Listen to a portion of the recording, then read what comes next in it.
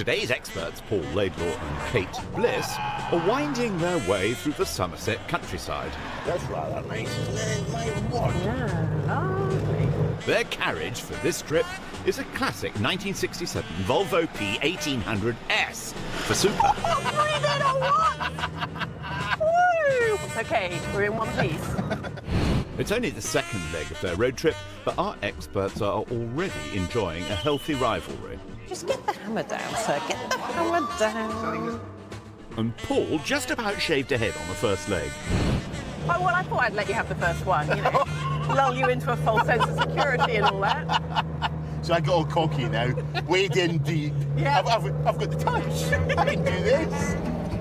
Kate's initial £200 has sadly shrunk to £188 and 14 pence. But Paul, who began with the same amount, now has £229 and 24 pence to spend today. So, hey, you must be pretty chuffed with yourself after that auction, Mr. Lee. Oh, behave yourself. Oh. That is no margin. They kicked off their journey on the west coast of Wales before crossing into England. And they're going to head for the south coast before meandering around to Kent and finally ending up at auction in the Suffolk town of Bury St Edmunds. This leg will eventually end up at auction in Winchester, but our first port of call is the city of Bristol, otherwise known as Brizzle. Ha! The home of Isambard Kingdom Brunel's famous ship, the SS Great Britain. Today's first shop, Odds and Tods, is a joint visit. Stand by. Well done. We're here. Marvellous. Right then, say hi, meet the natives. Let's hope they're friendly. Ah, hello there. Good to see you. Nice to meet you. Hi, I'm Kate. Hi. Nice Paul, to meet I'm you Les. are. Good to see you, Les. Yeah. Can we have a little look round? Yes, you carry on. Have a It's look big round. enough for both of us. I don't know about that, but I'm going that way. And I'm going in the opposite direction. Quite right. Divide and conquer. Don't get under each other's feet. Oh, come on. Every aisle a turn. No, there's plenty of space for everyone. This place appears cavernous. Whoa, where do you start? It's absolutely jam-packed. But very quickly, if you know what you're looking for, you can sort of filter everything in your head. And I'm already homing in on the areas where I think potentially there might be something for me. Somebody's bus pass. Not mine, I can assure you. What's that you found, Paul? That's an army officer, Janek. It dates to the 19th century. See the collar badges?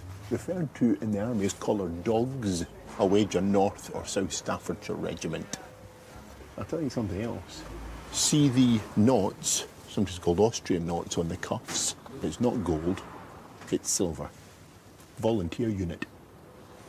Regular army units, gilt-coloured insignia. Volunteer units, as a point of distinction, white metal fittings. That's what a lot of people to deduce without having handled it. Only one way to find out more. It's a healthy layer of dust on it. I think it's been there a Yeah, while. I've been there for a while. Expensive? £50. Oh, you're a tempter. It is Victorian, but it does have a problem. Those buttons have nothing to do with it. And they've not been stitched on. You've been pressed. They've been put through. If you take those off, I think you're going to end up with a hole, and you're also going to end up with a big, bright scarlet spot. Oh, it's frustrating. Can we think about it? Okay, I'll just put that out of the way for a minute. Cheers, Les, you're a good man. Anything else for Paul to get his mitts on?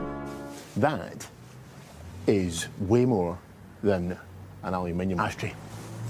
It says here, made from a Rolls-Royce Merlin engine piston. And this is one piston from one cylinder in a Merlin engine. And the Merlin powered Spitfires and Hurricanes during the Second World War. An interesting find. If you've ever heard one running and going past you, vroom, evocative beyond belief. This is the line, folks. Never in the field of human conflict was so much owed by so many to so few. There's pros for you. Who said that? That's Winston Churchill, of course. Who is he talking about? He's talking about the pilots of the Royal Air Force and Fleet Air Arm that won the Battle of Britain. And here's the punchline, the bit that sells it to me and hopefully to someone else. As used in the Battle of Britain, August to October 1940. You want that, don't you? Oh, Settle down, Paul. Price, £48. Les? That's got a big price tag on it. You got slack in that. 30. You 25. Thank you very much.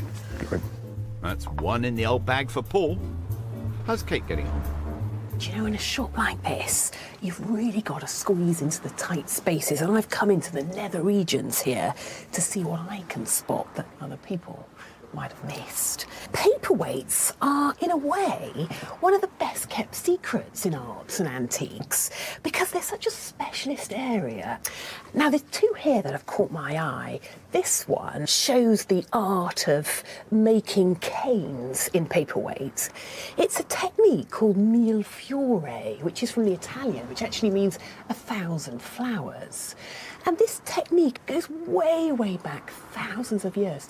Now, I've spotted a date in one of those canes, 1952, and then on the other side, in one of the tiny little stars, 1977. Now, that says to me the Silver Jubilee of Her Majesty the Queen, and that, of course, is why it's been done in red, white and blue. And the other one? You've got a beautiful, organic, swirling pattern inside and a lovely colour. Turn it upside down and you've got a clear name here for Medina. Now, the Medina factory started in the 60s in Malta and was really making art glass forms for the tourist industry. I love the colour of that. It's not antique, but it's an art form in glass which has gained popularity. So I am going to go and see Les about these two. Let's keep this quiet. The ticket prices for the paperweights are £6 for the Silver Jubilee and £10 for the Medina. Hi, Les. Oh, yeah? I've just extracted these from behind your cabinets there. What could you do on these for me? I'm looking for some £13. Okay, is that your absolute death? I'll do another £12.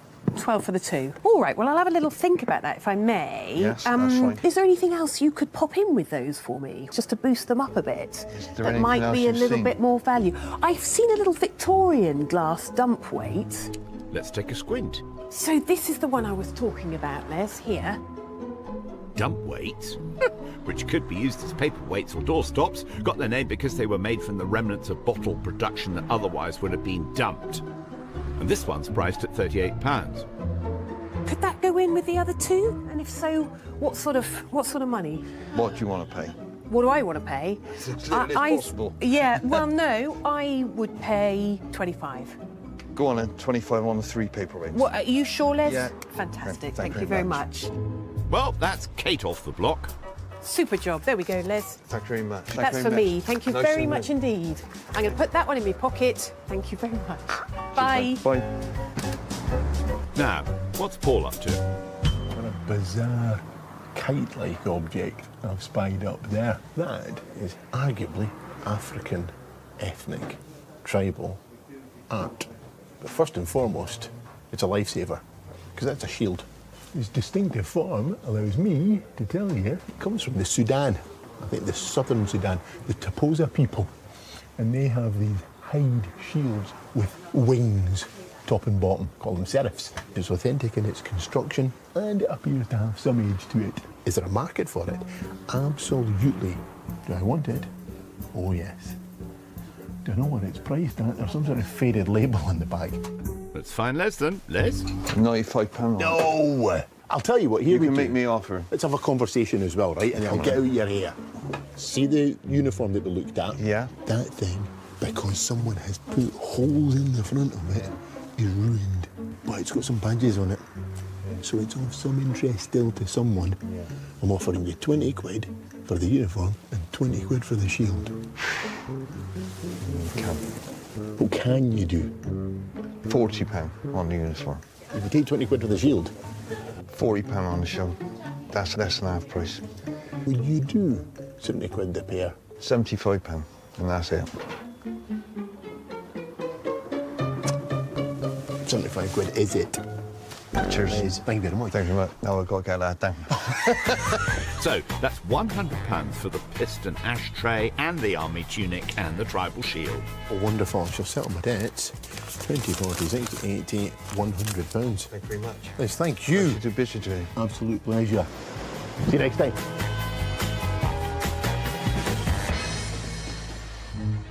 Meanwhile, Kate has made her way to the Clifton area of Bristol. She's meeting Laura Hilton, manager of the Clifton Bridge Visitor Centre. So here we are. Wow, look at that! Yeah, Yeah. it certainly catches the wind up here. Yeah, just a little bit, doesn't it? That is a phenomenal view, isn't it? And the Yeah. bridge just looks really majestic laid out below you, doesn't it? This iconic bridge, spanning the Avon Gorge, has connected Bristol to North Somerset since 1864. And so you've got Bristol all that way. Yeah, you can see practically the whole of the city from up here. It was designed and built by the famous 19th century engineer Isambard Kingdom Brunel.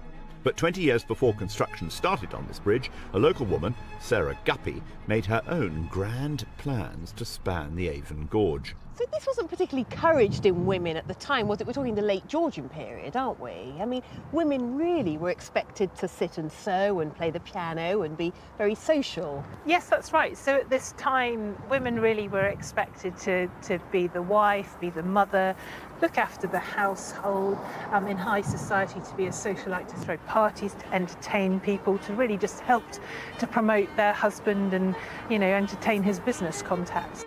Sarah Guppy would not be constrained by the conventions and etiquettes of the time, and the death of a local merchant might have been the catalyst for her bridge designing. In 1754, a man called William Vick left £1,000 in his will to build a toll-free stone bridge across the Avon Gorge, and this is really the beginning of the story here. 17 years later, Sarah designed and patented a bridge for crossing the Avon Gorge. Although the design was submitted by a female, it didn't stop expressions of interest in a local newspaper. The plan invented by Mrs. Guppy of Bristol appears to be capable of being performed expeditiously. As soon as a subscription is set on foot for such a bridge, I intend setting down my name for 50 or 100 shares. Unfortunately, Sarah Guppy's bridge was never built. There was a major issue with the positioning of the bridge. Sarah had designed something that would work at water level. The Admiralty had a decree that all bridges must be over 110 feet high so that ships, warships, in times of trouble would be able to leave port quickly and get out to sea. Unlike Guppy's bridge design, the Clifton Bridge was built high above the gorge.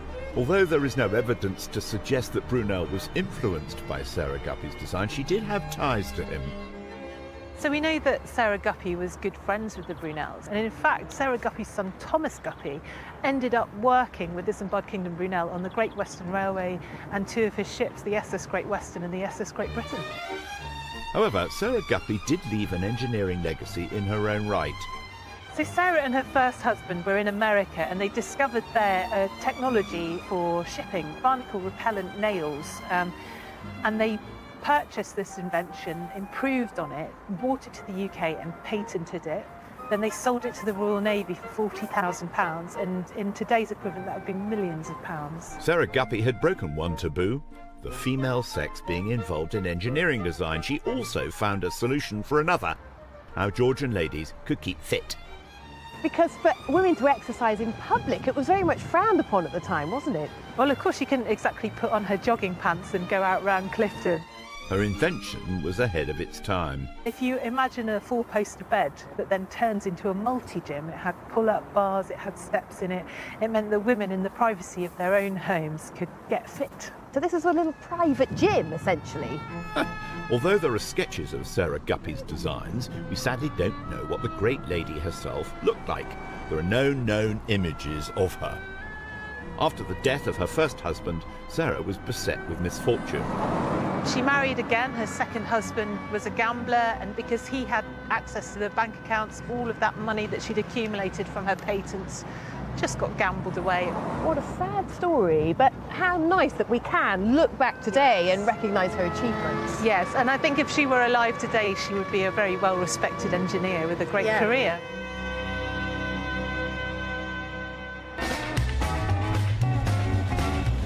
Meanwhile, Paul has made his way to the stunning city of Bath, famous for its 7 crescents. He's visiting his second shop. It's Alex. Yes. Good to see you. Hello, Paul. This is off the wall. Certainly is. It gives some first impression, I'll give you that. Thank you. So, have a mooch, find something, come back and see you. Yeah, have an explore. Sounds like a plan, we'll do it. Yeah, See you in a bit. See you in a bit. Anything tickle your fancy? A pair of little child's moccasins, surely. Buckskin, a bit of cotton, a bit of plush velvet, and glass beads. The label says Iroquois Native American people. And a sophisticate can pin down from the patterns and styles of the beadwork and so on what part of America such pieces come from. Very highly collectible, but of course still being made today. So what do we look for? Well, the first thing is, what are they made of? Any nylon or synthetic threads in there, all natural materials. I put it to you that they're probably 19th century, and certainly no younger than the early 20th. Price, all of £68. Frankly, I've sold these for £3,500 a pair, but they were early and fine and super. They don't sound dear at £68. Worth a punt? One possible. Moving on though, what else? I spotted this earlier, but I feel lazy being tempted by it. Pray tell all. Because this wouldn't be the first time I'd bought such a thing. No, it isn't. And as you know, it's not just any old ashtray. Because this stone is stone recovered from the Houses of Parliament. The Houses of Parliament were bombed during the Blitz. And during their reconstruction work, some Breisbach came up with the idea, rather than throwing that stone away, make things from it and sell those objects in aid of war charities. This is one such. This cast lead plaque here shows the clock tower. This stone came from the Houses of Parliament. I love that. I prefer it if it wasn't another ashtray. I prefer it with bookends, paperweights. But at £26, there's a profit in that at auction. And I should buy it. But I've done it before. And it's put me off. I don't want to be samey and boring.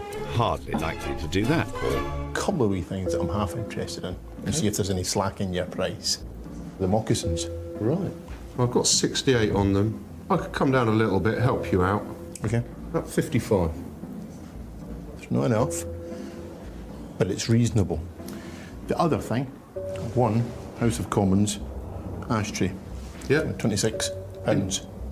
Yeah, interesting item. Yeah. Well, we could do a little bundle price. Yeah. 50 and 20. So 70 altogether. Okay, I'm going to make you an offer. 60 for the two. I can do that. Yeah, we can shake on 60. You've done it then. Gentlemen, Alice. Sorry? You're lovely. A hell of a place. Thank you. Thank you. And your two wee things lighter now. That's £40 for the moccasins and £20 for the ashtray. Great. That settles my debts. Thanks very much. Pleasure. All the best. That concludes today's shopping for our duo. Sheep lying down, that means rain. No, it doesn't. Cows lying down means rain. Nighty-night. Well, a lovely morning for it. Just. No sheep standing up. Sun's wanting to crack open. Yeah. On the shopping front, let's put it this way, I've got plenty of money left. You certainly have, Kate. After buying that big old dump and the other two, you've got £163 left to spend. How about you? You spent lots? I've spent a goodly whack of what I had. Oh, have you? No, that you did, Paul. But you landed the ashtrays, the officer's coatee, the African shield, and the moccasins. And you've got £69 left to spend. I mean, I would never have found that £1,000 lot for 150 yesterday if I'd have given up. Get out of here, Mr. Laidlaw. You're probably double bluffing me. I so wish, Kate, I so wish. Our experts have headed for the coast. That is Not a the bad scene. prospect. Look at that. Today, Kate is dropping Paul off in a rather windswept Western Superman. I don't care how cold it is, I'm getting a nice steam. Good luck. Have a good one. See you Bye. later. The town is famous for its two piers. Sadly, only one, the Grand, is still in use today. Paul's next stop is Violet Antiques. Sounds fragrant. Where's Violet? Here we go. Hi, Paul. Angie, good to see you. And you? What a nice neck of the woods. Yeah, it's not bad, is it? Yeah, Not too this bad. feels good. Good. You like it? Yeah, I'll have a wee rummage. Yep. Come and see. You're being watched, Paul. The picking's looking a wee bit, I'm not sure about. How you doing? Down, boy! Introduction's over. Time to get back to work. And what's caught Paul's eye so quickly here? A watercolour? I shouldn't buy a picture. I don't think you should buy pictures of furniture. No. What? No, because I do well with them. Do you? Yes, Do you? I do, Yeah, actually. but you retail, you create your environment at auction. It's harsh. Yes. Still tempted though, aren't you? I quite like. That's nice. It's a good work. You've got to look past the 50s frame Oh, yes. and see that in a fabulous period gilt frame, and it's a nice watercolour. Yeah, it appears to be by David Cox, the influential 19th century watercolourist from Birmingham. But can that be cheap or not? Hey, you don't beat about the bush, do you, Paul? It's got a ticket price of £105. I have had it a little while. So, 40. You've been selling that for 40 quid? I'd buy it for 40 quid. Deal. I've done it! Wait, a breath ago I said don't buy paintings. You've done it now. Get that? I have done it now. I've bought a painting. There we are, we do. You made me a bit of space now. Haven't I just? Thank you very much. I've you, had Paul. fun. £40. Thank you very much. And I hope it does well for you. I'll take the luck. Thank you. Bye. See ya. Let's leave Paul to enjoy the sea air in Weston. Kate, meanwhile, has made her way through the beautiful Somerset countryside and is headed for the town of Cheddar, renowned for the cheese of the same name. Tasty. Her next stop is the rather jauntily named Ain't Too Proud to Browse. Hello there. Oh, hi. Hi, you must be Jules. Yeah, I'm Jules. Great Hi, to nice meet you. This is like a TARDIS in here, isn't it? Yeah, yeah, it Wonderful. certainly is. I'll have a mooch. Yeah, have Thank a move. you. Yeah. Hey, look at this. Now, I bet this has seen some action. It only just fits in here under the eaves. It's so long. So it's made of copper and it's known as a coaching horn because its use was to announce the arrival of a coach when it came into a busy town. And the coachman would simply put this to his lips and blow a warning signal. And it would basically say, "Get out of my way." Now, the ticket price on this is £35. It's a fair retail price. It's obviously seen some action, it's got some wear, a few dents, but it's got its nice brass mouthpiece there. Should we give it a go? Bravo, Kate. Not bad. Still working. Hey, this is great up here. What a lovely building. Now, I've just spotted in here a nice little pin dish. And it's very distinctive, actually. You can see that dark blue glaze and then the lovely flower on top. If I run my fingers over the pattern, you can feel that the detail here is raised. And that's what's known as tube lining. And if you turn it over, you can see the name Moorcroft. And that factory was one of the best at it. Now, Moorcroft has really been a buoyant market in recent years. It's just starting to go down a little bit, but pin dishes like this are still really commercial. So I think this is worth a chat. Ah, just the man. Yes. You found something? I have. I found this in one of your cupboards upstairs. What could you do for me on that? It sports a ticket price of £40. I think we could go down to 20. 20, okay. And if I said I'll take the coaching horn as well, And there's 35 on that. could you chuck that in and say 30 for the two? How's about 35? Or can you stretch to that? Could you do 32? 32? Meet you in the middle? Yeah. Yes? Deal? Great. Deal. That works for me. Let me give you some money. I couldn't resist it. I know I need lessons on the coaching horn. There we go. And there's the two. Thank you so much. Oops. Lovely. There we go. That's for Wonderful. you. Great. Thank you so much, Kate. Now, the question is, will it go in the car? Neatly done, Kate.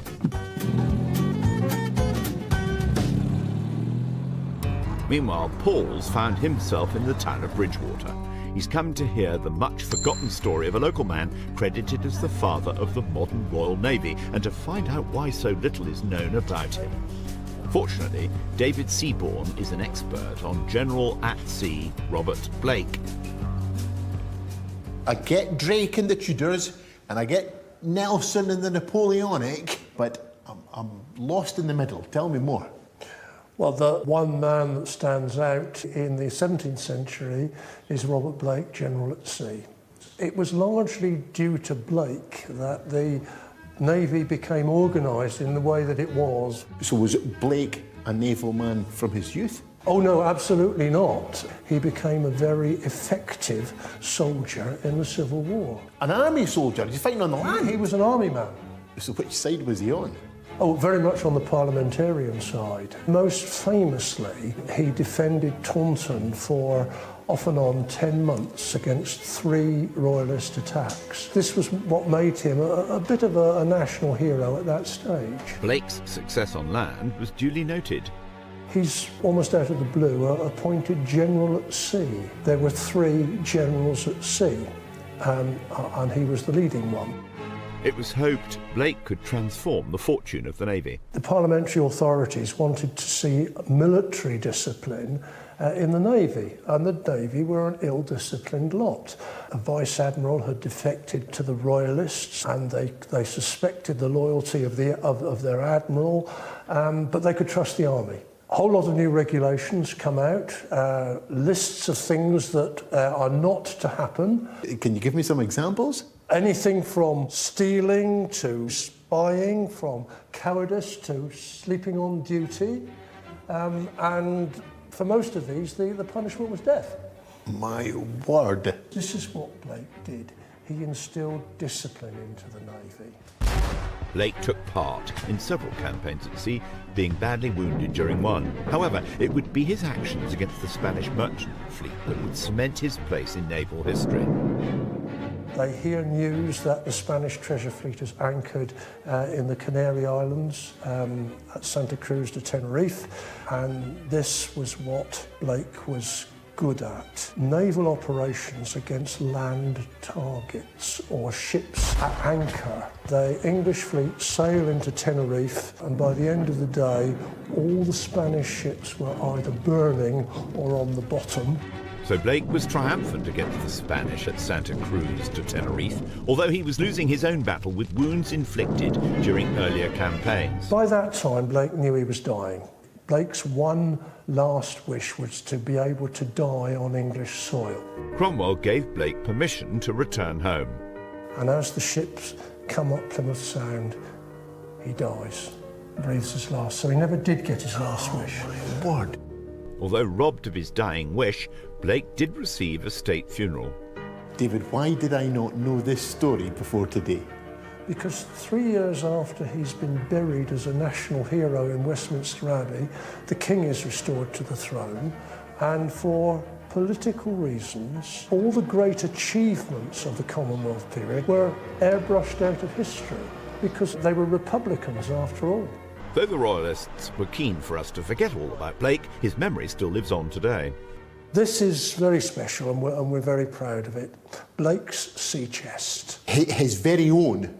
His very own sea chest. So this I could call 17th century campaign furniture. Indeed. Would you like to see inside? May we? Oh my word, it's not simply a chest or trunk. It's a secretaire, it's his desk. It's a mobile office. What a piece of furniture. And this would have been on the ship upon which he died approaching England. Yes. Blake may well have been forgotten down the centuries, but the fighting force he helped create would continue to be renowned around the world. But in an ironic twist of history, this Republican's beloved Navy would eventually come to be known as the Royal Navy.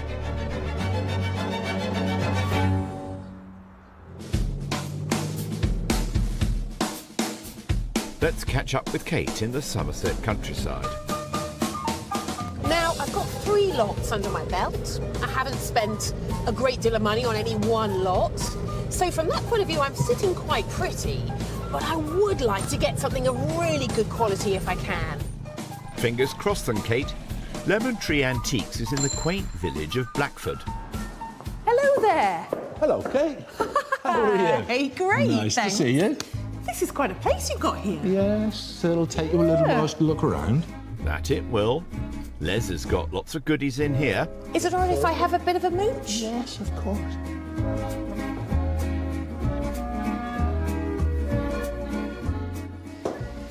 Now, we've got a real mix in this stick stand of walking sticks, but what's caught my eye is this parasol or umbrella, if you like. And it's the handle, actually, in these parasols, which is often the most commercial piece. And here you can see we've got some lovely gilt decoration here. Very elegant, obviously a lady's piece. And you've just got a little bit of raised scroll work there to give you a little bit of detail and decoration. But here's the treat. If you open it up... Careful, don't jinx your visit. It's bad luck to open it all the way. Like so many things. Look at that.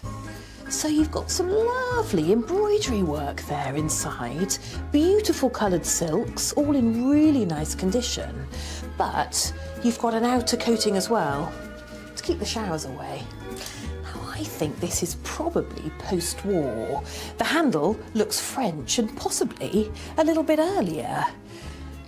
I think that's worth a punt at the right money. But I'm going to tuck it back for now. That's what they all say, Kate. Oh, now have a look at this. Now, brass isn't something that I would normally go for, and in fact, it has suffered a little bit of decline in the marketplace. But this is interesting because you've got quite a good set here.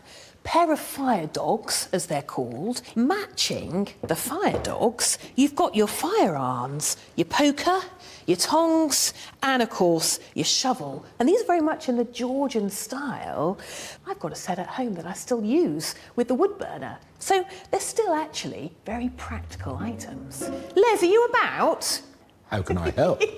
You've got some great stuff in here. But most of it, I have to tell you, is unfortunately out of my price range. But I have landed on this set of brass firearms and the dogs there. It's a good set, isn't it? But I can't see a ticket price. What are you looking for on that? Well, that's only just come in, Kate, and we haven't actually put a price on it. Right. We were going to put £100 on it. What could you do? A little bit better? You rascal. Just for me? How about 75 quid? I have seen a little parasol just round the corner, tucked in your stick stand. What would be your best if I took the parasol as well? 75 quid. I can't go any more than 70. Is that any good for you? Oh, Good you man. driver. I knew you'd see sense. 70. Let's give you some cash. That's for you. Now, I'll I got to give you a stagger out with this. I'll give you a hand, girl. Brilliant. Ah, who says the age of chivalry is dead? Oh, I mustn't forget me brolly. Definitely not. It just cost you £10, and you paid 60 for those fire dogs. Time now to find Mr. Laidlaw. I do like this car. It has a sort of understated style, just like yourself. Quite. Now time for some shut-eye. Good morning from the beautiful city of Winchester. Well, this is rather smart. Isn't it just? Wealthy clients. That's what we need, big bidders. Come on. It's the end of our experts' West Country wander. They started their journey in Bristol before sauntering through Somerset and ending up in Hampshire. And it's Bellman's Winchester sale room, which is our final destination for this trip. Paul bought 5 lots for £200. And Kate also bagged 5 lots, but for £127. So what do our Kate and Paul make of each other's booty? This does shouts, Paul Laidlaw, does it not? Yes, sir. So that this jacket doesn't get lost in the sale room, he's bought the dummy. So this is beautifully shown off to fulfil its potential. That is the Laidlaw marketing machine that I am up against. I've got a sweat on. That's scary. £25? I think you could arguably pay £25 each for those and think you've done well. Auctioneer Jonathan Pratt has cast his eye over our expert's lots. Go, JP. David Cox is a very well-known artist from the early 19th century. There are lots and lots of fakes of David Cox. We have to be very careful when we sell this. We think it's right. Sadly, it's not going to go flying away because the market just isn't strong enough for Victorian watercolours. Moorcroft pin dishes is a pretty safe bet. It depends how well she's bought it, of course, but it's a nice quality thing. It's a modern collectible. I would have thought certainly £30 to £50. With the things they've bought today, I think we'll do just fine. Fingers crossed then, and it's standing room only. Pretty packed room, I would say. Very genteel, isn't it? No garden urns. Or gnomes. First up, can Paul smoke a profit out with his ashtrays? I was quite happy with my military ashtray lot when I bought them. Sitting there now, that's the one I'm most worried about. I've got £40 on commission to start. We're at £40, looking for £5 Crikey, now. that's better than I £40. thought. Any interest at 45? 40, 45, internet 50 with me. Again, it's £50 against you, internet 50. Internet. Do I see 55, 60 with me? Against you, 60 internet. 65, 70 with me. Still £70 on commission. It's 75, 80 on commission. Still at £80. Against you, 80 internet. £85 internet, and I'm out now. It's £85. Is there 90 on the net now? £90 now on the net. Still going at 90. I'm selling £90 all done. Paul's off to a scorcher. What do I know about ashtrays? Kate's pinning her hopes on her first lot. Straight away at £15 on commission. 15 on commission. Look at it. 20, 25. 30 at the back of the room. 35. 40. 45. 50. 55. That's not bad 60 at all. by the bed. 65 with a lady. 70 with a gentleman waving. Ladies out. 75 on the net now. It's going to go one more, sir. 80 in the room. Against you internet, it's £80. In the room, then, your bid, sir, £80. They like Moorcroft down here. That's a stonking profit for Kate. Well, come on, I had to catch you up. And boy, did you. Next will Paul walk away with a profit for his moccasins. I've got £15 to start on commission. Looking for 20 now. 20, 25 with me. in the room. 30 and I'm out now. Standing at £30. 35 internet bid now. Next in. £35. Any more at £35? Anyone else want to join in?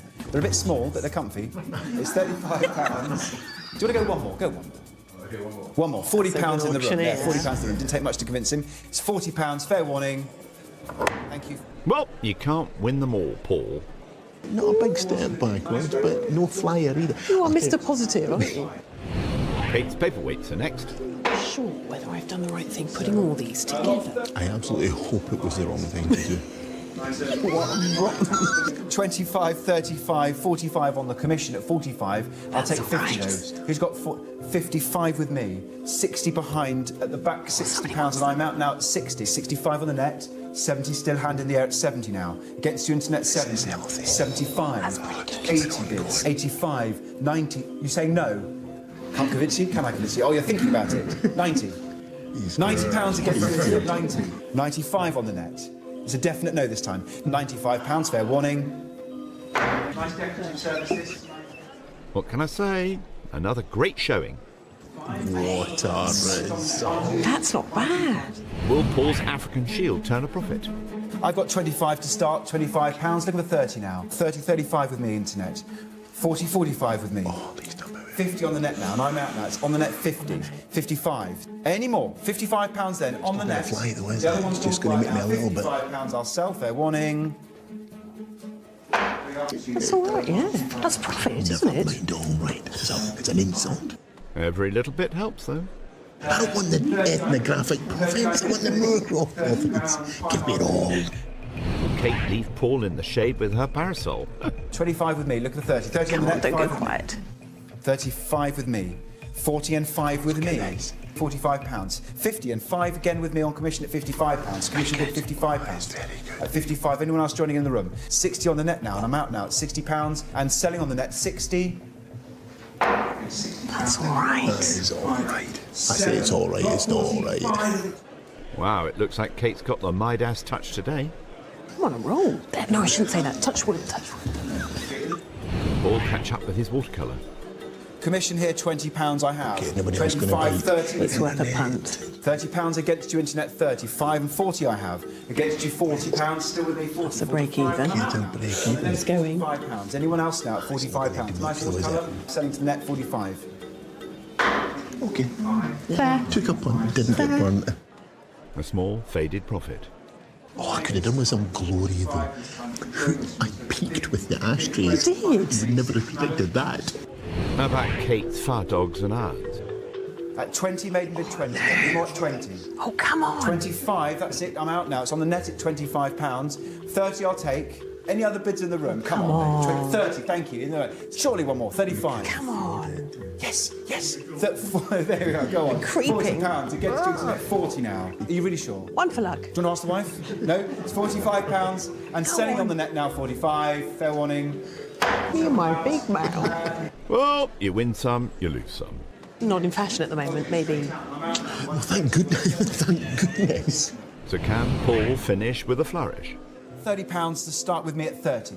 35 internet, 40 again with me. 45, I'm out now. It's 45 on the net, dusty 50 dogs this behind. In time. the room now 50.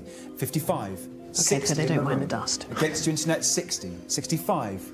70 in the room. In the room at 70. Against you internet 70. In the room then, the gentleman's bid See, I'm 75. not unhappy at that. £80 in the room again. £80 against you. Happier now.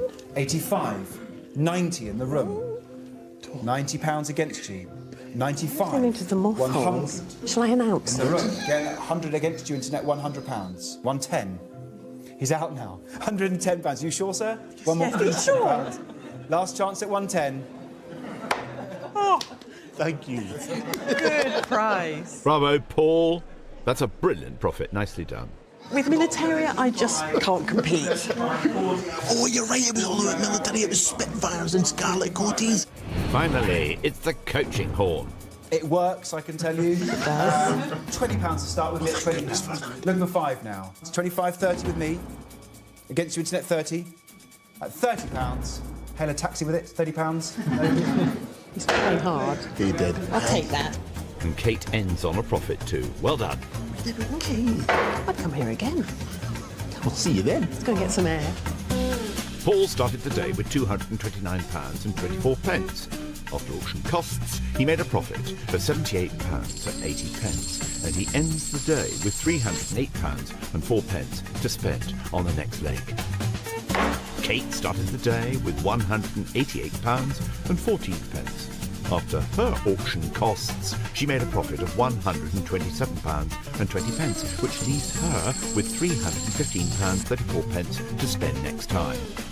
And that great profit sees Kate edging ahead on the second leg.